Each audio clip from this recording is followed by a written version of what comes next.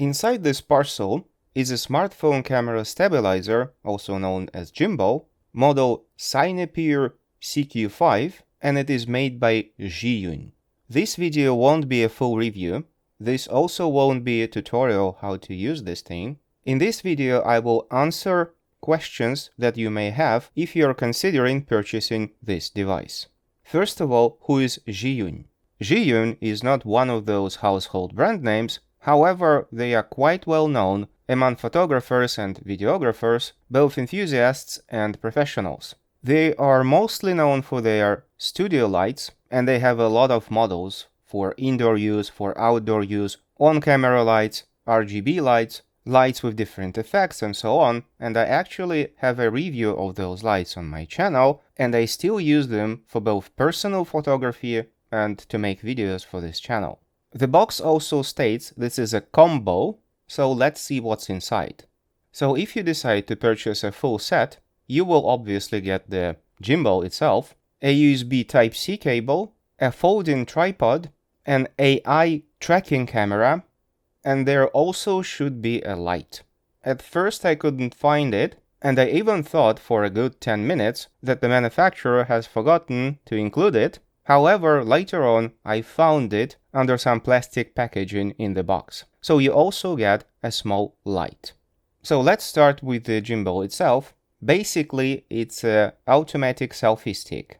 The idea is it stabilizes your camera movement, and it also can be used for tracking. There is a telescopic part, so you can also use it as a selfie stick, for example. When extended, there is also a hinge at the end of the stick that allows you to put the clamp at an angle, similar to a normal selfie stick. However, it's not too long. The fully extended telescopic stick is about half a meter. On the bottom part, there is a screw, which is the standard screw you find on most cameras, as well as camera tripods and selfie sticks, for example. This is where you screw in the included tripod. This is an electronic device, so the gimbal are actually motors, so there is a battery inside, which you can charge with a Type-C connection. One thing to notice is that the charging can only be done when the device is off. You cannot simultaneously charge this device and use it, and it also took me quite a few minutes to figure out. I suggest that after receiving the device, you first charge it fully. When you unfold the device, you will find a clamp on top, which is very similar to those clamps you can find on selfie sticks. The clamp has soft wedges, something like claws, and the shape of those claws is best suited for phones with so-called waterfall screens. Samsung's, for example. It doesn't mean you cannot fit any other phone here. Most of the phones I own could be fitted without removing the protective case, and this is also a good thing since most of my cases do have a strap, and just to be on the safe side, I usually also attach the strap to the body of this gimbal, so if for whatever reason the phone falls down from the clamp, you will not lose it. Another thing to notice, you're supposed to balance the phone as best as you can in this clamp, so it moves in several directions to allow balancing. The problem is, on most phones, the power button will be exactly under one of those claws. So balancing the phone is not obligatory.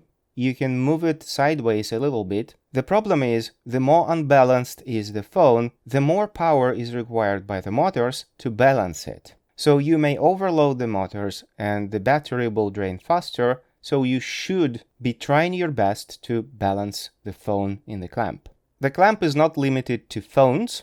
You can also insert some action cameras here. For example, my GoPro can be fitted here, no problem. On either side of the clamp, there are two magnets. They are used to hold those attachments in place. Not only they hold the attachments, they also provide power and some kind of connection to the main unit. In theory, this is a neat idea, because it's very easy to connect the attachments and detach them. You can also put those on either side, and you can face them front or to the back. However, in practice, those magnets are way too weak. They are okay if you use this device stationary, for example, while standing it on the including tripod. However, when you are moving, there is a high probability that you will lose either of the attachments. So it might be a good idea to tape them to the body.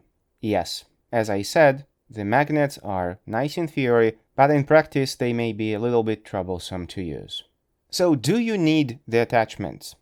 I really enjoyed the light. It's a neat little floodlight, and it could be extremely useful in low light conditions, and I really think it's a nice inclusion to the kit.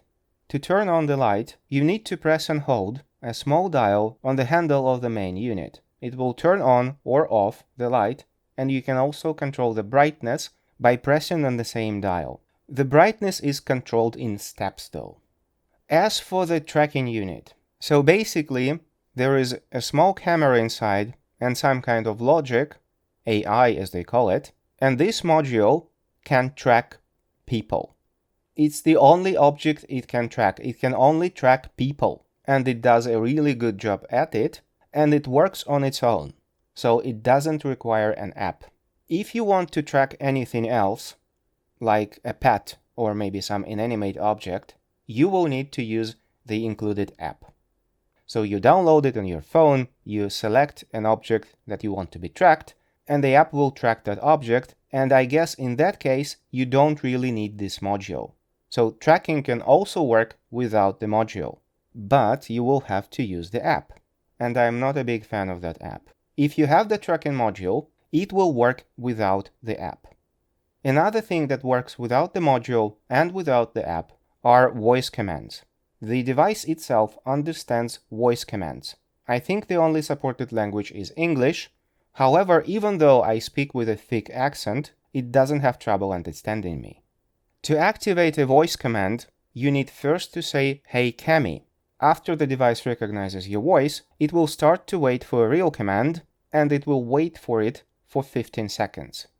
After 15 seconds, you will need to say "Hey Cammy" again for the device to enter the command waiting mode again. After the device entered listening mode, you can say several commands to it. And if there was no commands for 15 seconds, it will enter the sleep mode again, and you will need to reactivate it by saying "Hey Cammy" again. This is a safeguard feature so that if you accidentally say something during your recording, which is a command, the device will not follow. So to activate commands, you need to first say "Hey Cammy." Besides voice commands, the device can also recognize gestures. But for the gestures to work, you need that AI tracking module.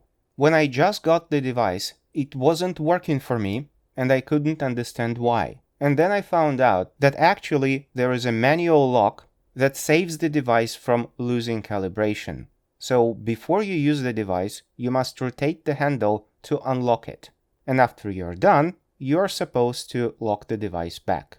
If for whatever reason the gimbal loses calibration, there is a calibration routine so you can recalibrate it. For that, you can either use your app or your computer. So you don't actually need to use the app.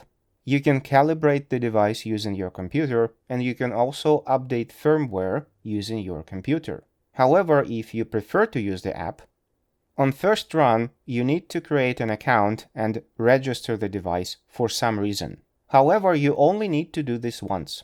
After you've done, you can use any phone with the app and it will not ask for activation again. For example, I activated this thing on my Android phone and then I downloaded the app on my iPhone and it didn't require neither login nor registration again.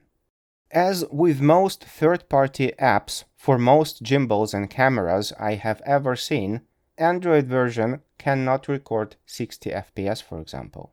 Usually, the best working camera for your phone is the inbuilt one, so the one that came with the firmware for your phone. As I said, you don't really need the Cami app for this thing to work. You can pair it with your phone using Bluetooth, and then the gimbal will activate recording and deactivate it by emulating the volume button. On most phones, when the camera is open, you can press volume up or volume down for the phone to make a picture or start recording. That's why in most cases you can use the wired control of your headphones or your wireless Bluetooth your headphones to actually control the camera remotely. Same thing here, it emulates the volume press to control your native phone camera app. In general, I'm quite impressed with this product and the quality of everything, especially for the price. If there wasn't a Zhiyun logo on the device, I would think it's something from DJI, since the plastic and material quality reminds me of many DJI products. DJI is mostly known for drones, however they also produce a lot of instruments for videographers and photographers, including gimbals. And the biggest question, do you need this thing? The answer will be yes, if you are a blogger and you do any type of videos which includes you moving in some space. That can be workshop videos, that can be kitchen or cooking videos, that can be building or construction videos, and of course that can be gym videos. This thing can be really handy if you're alone, if you don't have a dedicated person to man the camera, so you don't have a camera operator. And one more thing, you need to use your phone to make your videos. For example, it's a live stream and you are supposed to use a specific app for a specific platform, like TikTok, for example.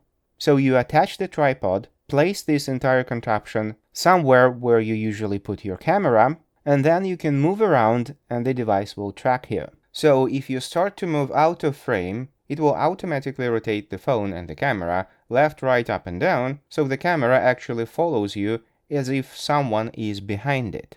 Another use case is recording or streaming while walking, which is quite a popular genre. So you use this thing as a selfie stick, however the gimbal will stabilize your shots and the resulting video will look much less jumpy and jerky even though you were walking while recording it. This is the main use case I can think of, and again, this works perfectly if you are required to use your phone. Since there is no requirement for the app, you can actually put any small camera on this thing, for example a GoPro, and it will work in the same way. However, if you don't need to use your phone, but still want a gimbal to stabilize your shots while you're walking somewhere, for example, you may be better off by purchasing a standalone unit. A stabilizer gimbal on a stick which already has a built-in camera. And the reason why is because this thing is a little bit cumbersome. You need to unfold it, you need to attach your phone, you need to activate an app on the phone, and sometimes by the time you do that, the thing that you wanted to take a shot of has already moved or gone. So all in all, this is a very decent product for a very decent price, but it has some limited use cases. If you want to get one, you will find a purchase link in the description below. I'm the god of YouTube! Like, subscribe, jingle bells.